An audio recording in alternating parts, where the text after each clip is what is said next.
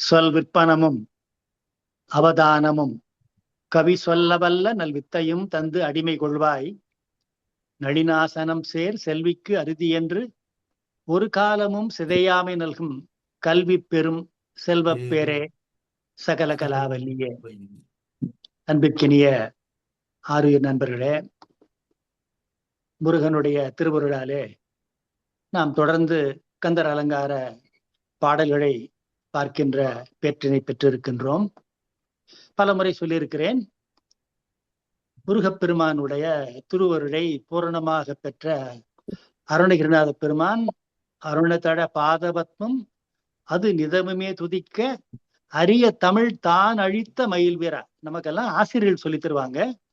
ஆனா அருணகிரிநாதருக்கு முருகப்பெருமானே குருவாக வந்து தமிழை அவன் பயிற்றுவித்தவன். அதனால அவரால் சரளமாக எல்லா பாடல்களையும், எல்லா வகையா ஸ்கந்தர் அலங்காரம், கந்தர் அனுபூதி, திருப்புகழ் என்று பல்வேறு விதமான பாடல்களை பாடுகின்ற அந்த ஞான பனுவல்களாக அமைந்திருக்கிற ஒரு பெற்றியனை பார்த்து வியக்கின்றோம். முருகனுடைய திருவருள் வாய்த்தால் அது பெரும் மழையாக பொழிந்து அவர்களை ஞான நிலையில் உயர்த்தி வைக்கிறது.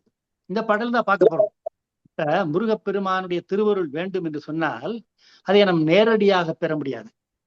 ஏன்னா இப்ப நமக்கு ஒரு நடராஜனுடைய வயல் இருக்கு, அதுக்கு தண்ணி வேணும் அப்படின்னா வாய்க்கால் வழியா மதகு வழியா தான் வரணும். காவிரி அணை திறந்து காவிரியே அப்படி அவங்க போய் நுழைஞ்சதுன்னா நம்முடைய வயல் தாங்காது.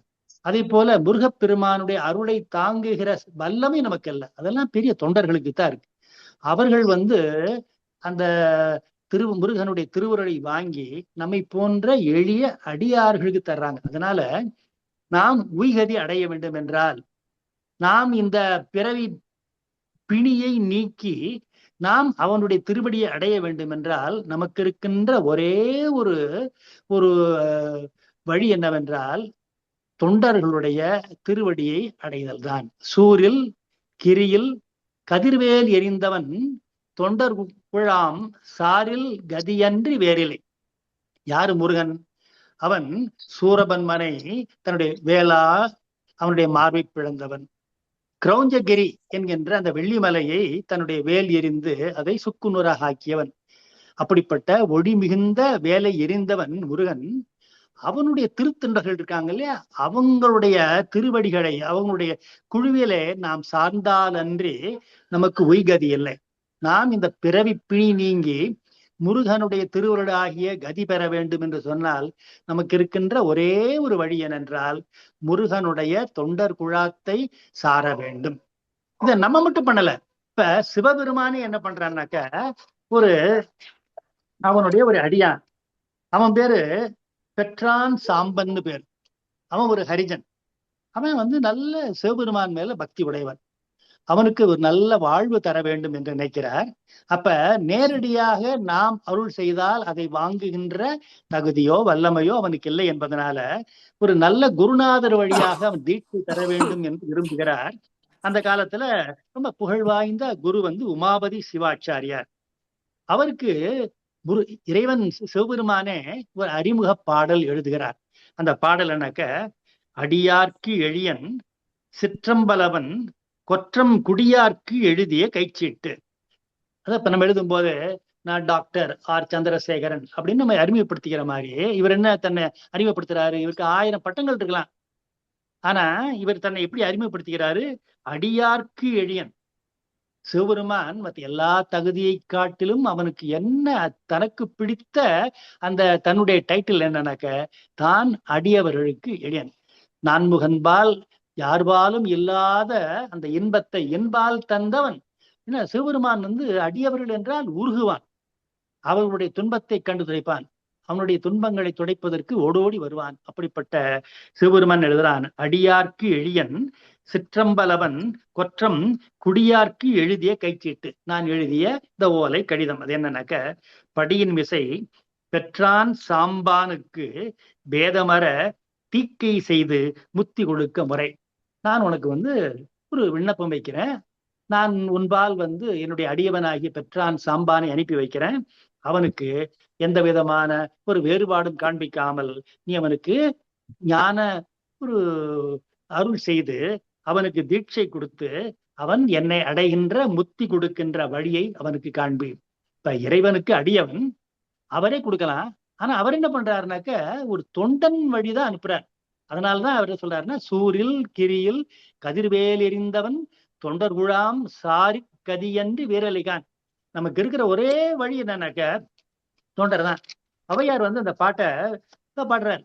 பெரியது கேட்கின் எரிதவள் வேலோய் பெரிது பெரிது புவனம் பெரிது புவனமோ நான்முகன் படைப்பு நான்முகன் கரியமால் உந்தியில் வந்தோன் கரியமாலோ அலைகடல் துயின்றோன் அலைகடல் குறுமுனி அங்கையில் அடக்கம் குறுமுனியோ கலசத்தில் பிறந்தோன் கலசமோ புவியில் சிறுமண் புவியோ அரவனுக்கு ஒருதலை பாரம் அறவோ உமையவள் சிறுவிரல் மோதிரம் உமையோ இறைவர் பாகத்து ஒடுக்கம் இறைவரோ தொண்டர் உள்ளத்து ஒடுக்கம் தொண்டர்தம் பெருமை சொல்லவும் பெய்தே. நம்ம எளிமையான பாடல் தான்.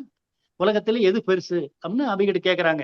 சொல்றா, உலகத்திலே பெருசு இந்த புவனம் தான், இந்த உலகம் அடங்கிய இந்த புவனம்.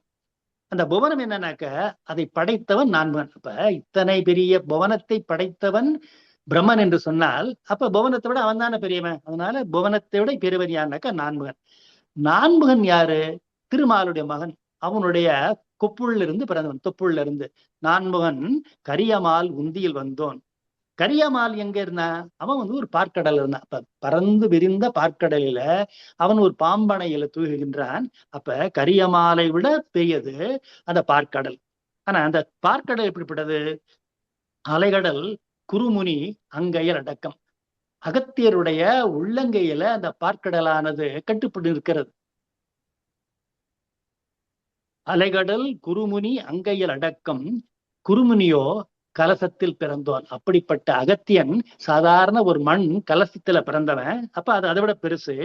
கலசமோ புவியில் சிறு மண். அப்ப கலசம் என்பது சாதாரண மண்ணால் ஆனது. புவியோ அரவினுக்கு ஒரு தலைப்பாரம். இப்ப புவி பெருசுன்னா ஆதிசேடன் என்கின்ற நாகத்தினுடைய ஒரு தலை சுமைதான் இந்த உலகமே இதனுடைய தலையில தாங்குது.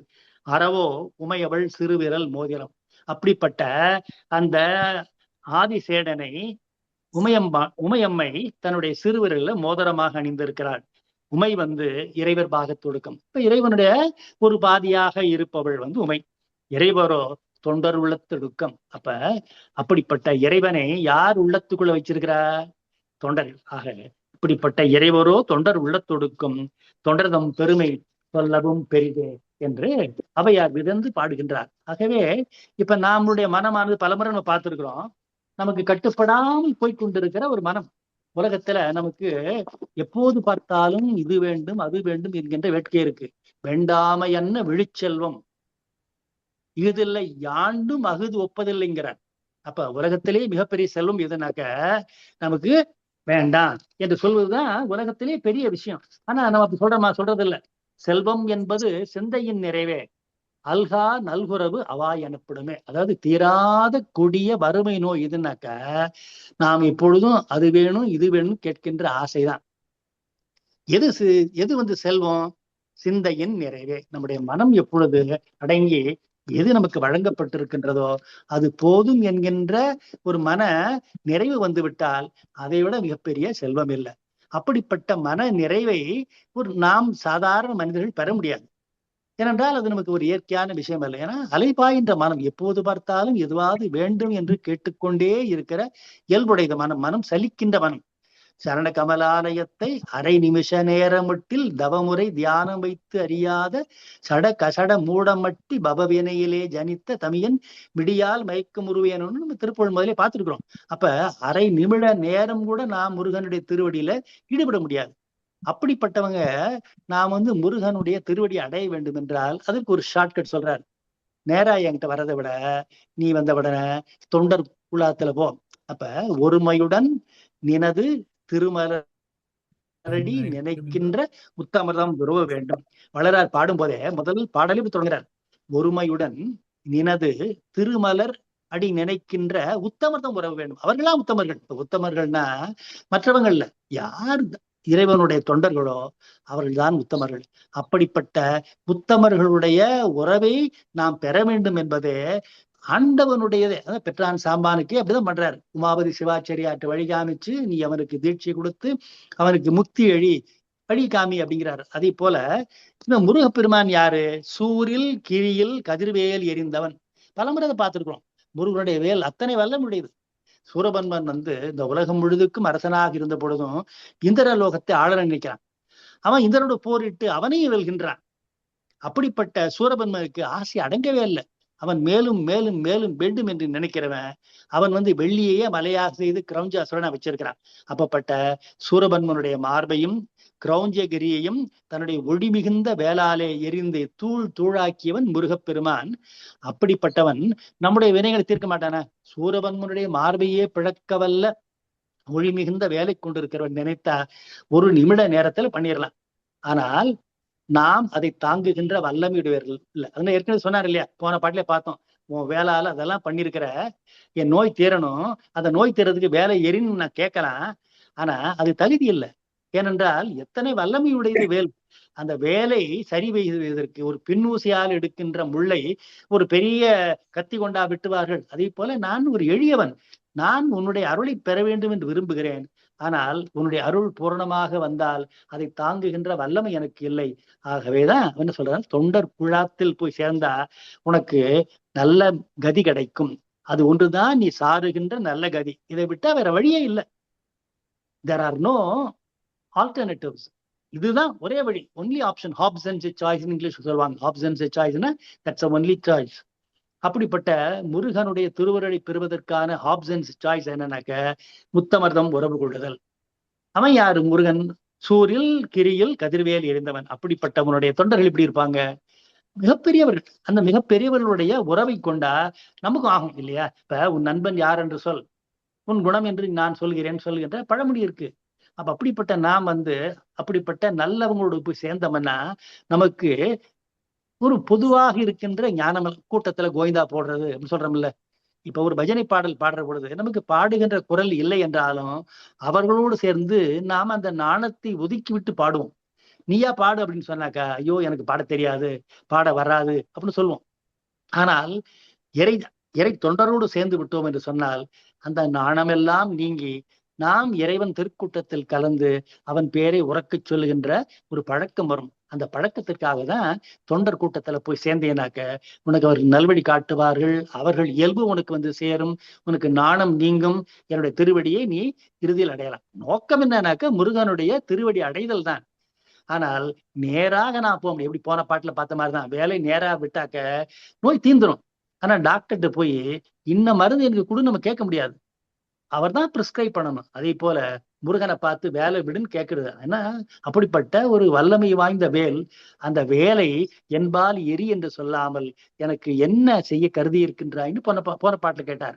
அதே மாதிரிதான் இங்க சொல்றாரு. இப்ப அடுத்து என்ன சொல்ல வரேன்னா, தண்டு தாவடி போய் தேரில் கரியில் பரியில் திரிபவர் செல்வமெல்லாம் நீரில் பொறி.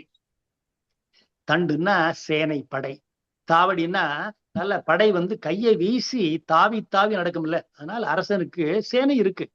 அந்த சேனை வீரர்கள் எல்லாம் அவர்கள் மார்ச் பாஸ்ட் போறாங்க நல்ல கையை வீசி. என்ன பண்றாங்க, அரசனுக்கு 4 வகை இருக்கு. தேர் இருக்கு, யானைப்படை இருக்கு, குதிரைப்படை இருக்குது, காலாட்படை இருக்கு. அதுக்கு சதுரங்க சேனையின் பேர். தேர்ப்படை, யானைப்படை, குதிரைப்படை, காலாட்படை. இது சதுரங்க சேனை. இப்படிப்பட்ட உலகையே ஆளுகின்ற வல்லமையும் செல்வமும் படைத்த அரசனே இருந்தாலும் அவன் செல்வம் எல்லாம் நீரில் பொறி என்று அறியாத பாவி நெடுநெஞ்சமே.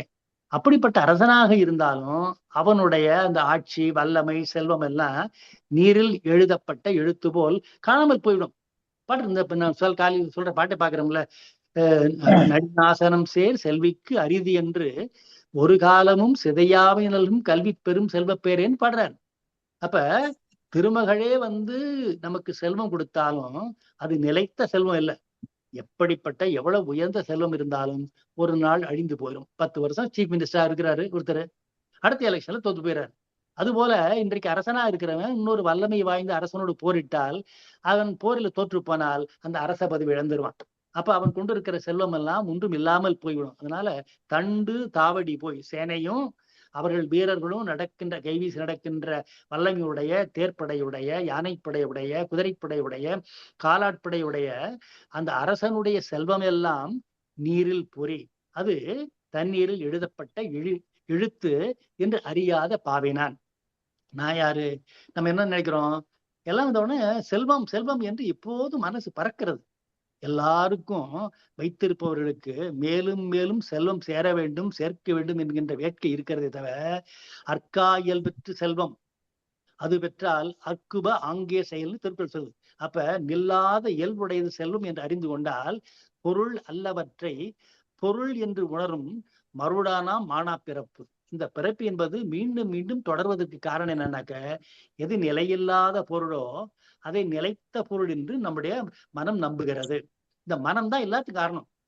இப்ப வேற அது ஒன்றுதான் எல்லா பிறவிகளிலும் சாட்சியா வருது. அதனாலதான் அவர் நெடுநெஞ்சமேன்னு சொல்றார். இந்த பிறவில ஒரு உடம்பு, அடுத்த பிறவில வேற உடம்பு. ஆனா இந்த நெஞ்சம் நம்மோடு எல்லா பிறவிகளிலும் தொடர்ந்து வருவதனால பல பிறவிகளிலும் இந்த நெஞ்சம் நமக்கு சாட்சியா இருக்கு. உனக்கு தெரியும். இப்ப நான் ஒரு நல்லதோ கெட்டதோ பண்றேன்னா மற்றவருக்கு தெரியாம இருக்கலாம், மனைவிக்கு தெரியாம இருக்கலாம், பிள்ளைகளுக்கு தெரியாம இருக்கலாம். ஆண் என் நெஞ்சத்துக்கு தெரியாம இருக்காது.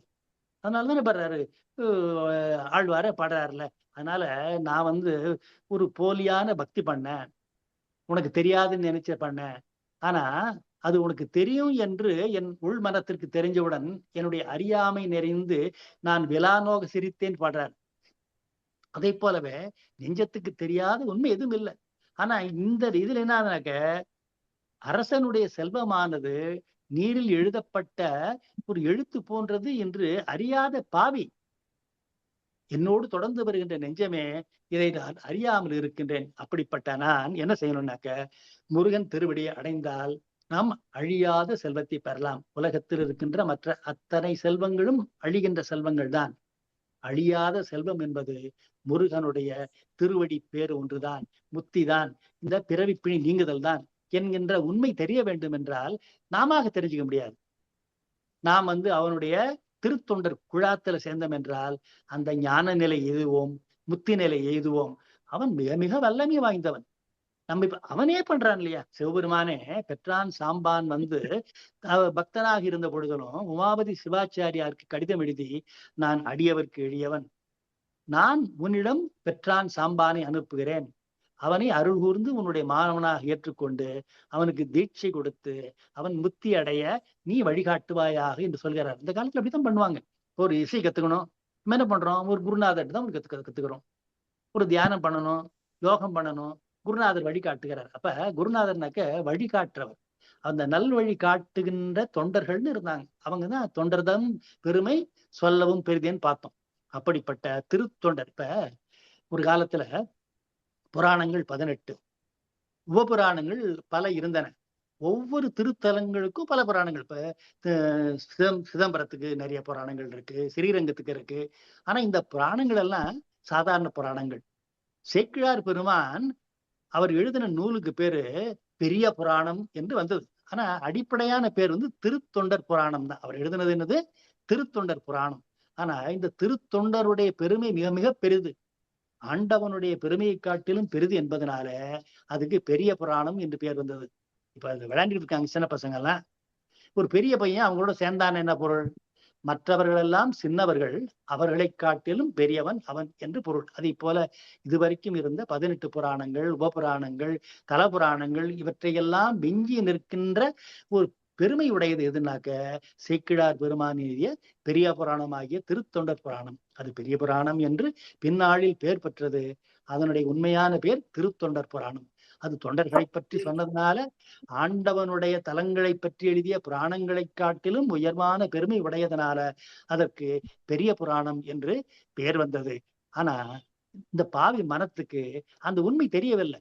அது அழிகின்ற செல்வத்தை நிலைத்த செல்வம் நினைக்கிறது. எல்லா செல்வம் உடையவனெல்லாம் என்ன பண்றான்? மேலும் மேலும் தேடி தேடிதான் பண்றான். பணத்தை தேடுகிறான், செல்வத்தை தேடுகிறான், பொருளை தேடுகிறான்.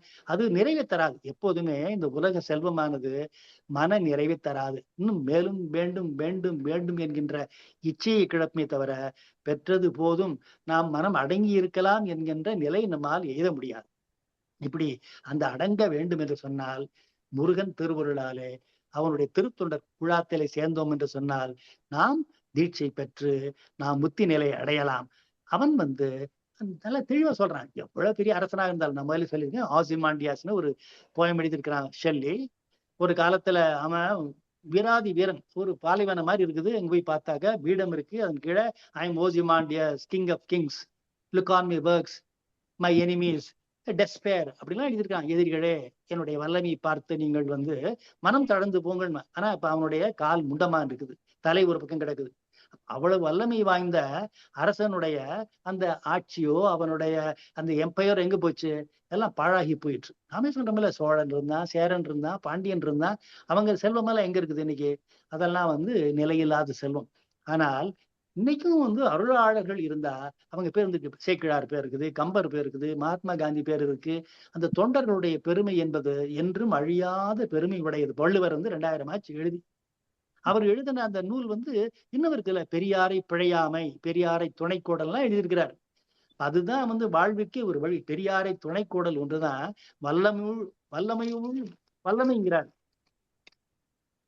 உற்ற நோய் நோக்கி உறாமை முன்காக்கும் பெற்றியார் பேணிக்குழல் தம்மில் பெரியார் தமரா ஒழுகுதல் வன்மையுள் எல்லாம் தலை தன்னை காட்டிலும் பெரியவராகிய திருத்தொண்டர்களை நாம் அடைந்து அவர் வழி நிற்றல் என்பதுதான் பலத்திலெல்லாம் பெரிய பலம், வன்மையுள் எல்லாம் தலை என்று வள்ளுவ பெருமான் சொல்லுகின்றார். அப்படிப்பட்ட ஒரு அற்புதமான ஒரு பாடல் இது. இது ஒரு எளிய வழி, தொண்டருடைய பெருமையை சொல்லுகின்ற பாடல். ஏன் தொண்டர் பெருமை சொல்றாருனாக்க, முருகனுடைய திருவருளை பெற்று இந்த பிறவி பிணியை நோக்கம் என்பதுதான் எல்லாருக்கும் உண்டான ஒரு நோக்கம். ஆனால் அந்த முருகனுடைய திருவருளை நேராக தாங்குகின்ற வல்லமை நமக்கு இல்லை என்பதனால நாம் தொண்டர் குழாத்தில் சேர்ந்தால் நாம் நல்வழிப்படுவோம், நல்ல எண்ணங்கள் வரும், நல்ல ஒரு வழிகாட்டுவார்கள். நாம் முருகனுடைய திருவடியை சென்று அடையலாம். முருகன் மிக வல்லமை படைத்தவன். அவன் சூரபன்மனுடைய மார்பை பிழந்தவன், கிரௌஞ்ச மலையை கிழித்தவன். அப்படிப்பட்டவனுடைய ஒளிமிகுந்த வேல் உண்டு. அவனுடைய தொண்டர்களுடைய குழாத்தை நீங்கள் சார்ந்தால் அது ஒன்றுதான் உங்களுக்கு உய்தி பெறுகின்ற, முத்தி பெறுகின்ற வழி. அதை விட்டால் வேற வழியே இல்லை. தண்டு தாவடி போய் தேரில் கரியில் பரியில் திரிபவர் செல்வம் எல்லாம் நீரில் பொறி என்று அறியாத பாவி நடு நெஞ்சமே. இந்த இந்த உண்மையை நம்முடைய மனமானது அறியாமல் இருக்கிறது. இது பாவி இல்லையா? உண்மைதானே? அப்ப நமக்கு இது பேருண்மை, இது அழியாத உண்மை. ஆனால் இதை தெரியாமல் தொடர்ந்து நாம் பாவங்கள் பண்ணி கொண்டிருக்கிறேன். சிறியன் பொலையன் கொலையன் புரி பவமின்று கழிந்திட வந்தருள் புரிவாய்கிறார். அப்ப நாம் மீண்டும் மீண்டும் மீண்டும் மலம் என்று தெரிந்தே மலத்தின் மீது காரை வைக்கிறேன் கண்ணதாசன் சொல்கிறார். அப்ப இது பாவம் என்று தெரிந்தாலும் அந்த பாவத்திலிருந்து நம்மால் விடுபட முடியும். மலம் என்று தெரிந்தே மலத்தின் மீது காலை வைக்கிறேன் கண்ணதாசன் போல பாவம் என்று தெரிந்தாலும் மீண்டும் மீண்டும் பாவம் செய்யவே நம்முடைய மனம் இச்சை கொள்கிறது. அப்படிப்பட்ட பாவியாகிய இந்த நெடுநெஞ்சம்னா என்னாக்க, எல்லா பிறவிகளிலும் தொடர்ந்து சாட்சியாக இருப்பது இந்த நெஞ்சம்தான். உடம்பு மாறிடும், ஆனால் இந்த நெஞ்சமானது நமக்கு துணையாக இருக்கிறது. அப்படிப்பட்ட நெஞ்சமே, நான் அறியாத பாவியாக இருக்கிறேன். இதற்கு ஒரு வழி என்னன்னாக்க, முருகப்பெருமானுடைய தொண்டர் குழாத்தை சார்ந்தால்தான் கதி, வேற கதி இல்லை என்று சொல்லுகின்ற அற்புதமான பாடல். பாடலையும் பொருளையும் சொல்லுகின்றேன். சூரில் கிரியில் கதிர்வேல் எரிந்தவன் தொண்டர் குழாம் சாரில் கதியன்றி வேறிலைகான் தண்டு தாவடி போய் தேரில் கரியில் பரியில் திரிபவர் செல்வம் எல்லாம் நீரில் பொறி என்று அறியாத பாவி நெடு நெஞ்சமே. சேனைகளோடு தாவி நடைபோட்டு சென்று தேரிலும் யானையிலும் குதிரையும் திரிபவர் செல்வம் யாவும் நீரில் எழுதும் எழுத்து போன்றது என்று அறியாத பாவியாகிய நீண்ட நெஞ்சமே, சூரன் மேலும் கிரௌஞ்ச மலையின் மேலும் சுடர்விடும் வேலை வீசியவனாகிய முருகனுடைய தொண்டர் கூட்டத்தை சார்ந்தால் நல்ல கதி உண்டாகுமே அன்றி வேறு கதி இல்லை. சூர் என்றால் சூரன், கிரி என்றால் மலை, கிரௌஞ்ச அசுரன், வேறுனா வேறு புகலிடம், தண்டுனாக்க படை அல்லது சேனை, தாவடி போது என்றால் கையை வீசி தாவி அடியிட்டு நடத்த, புரினா எழுத்து, அரசர் வாழ்வு கூட நிலையற்றது, முருகுடைய அடியார் கூட்டத்தில் சேர்ந்தால்தான் நிலை பெற்ற முத்தி வீடு கைகூடும். கதி ஒன்றையும் காண்கிலேன் என கலங்கின மனதுக்கு கதிபெறும் வகை காட்டும் பாடல் இந்த பாடல். கதி ஒன்றையும் காண்கிலேன், எனக்கு வேற வழியே தெரியலையே என்று கலங்கி நிற்கின்ற மனதுக்கு கதி பெறும் வகை காட்டும் பாடல் இது. விண்டு ஒழிந்தன நம்முடைய மேல்வினை தொண்டரோடு இனிது இருந்தமையாலேன்னு சம்பந்தர் பாடர். அதாவது அழியாது என்று நினைத்த நம்முடைய பாவ வினைகள் எல்லாம் முழுக்க ஒழிந்து போனது எப்பனாக்க தொண்டரோடு இனிது இருந்தமையாலே என்று ஞானசம்பந்தர் பாடுகிறார். போதம் இலேனை அன்பால் கெடுதல் இயலாத தொண்டல் கூட்டியவா என்று அரணிகநாதரே 100வது பாடப்படார். அறிவே இல்லாம நான் இருந்தேன், என்னை நீ அன்பு காட்டி கெடுதல் இல்லாத தொண்டருடைய கூட்டத்தில் என்னை போய் சேர்த்தாய்.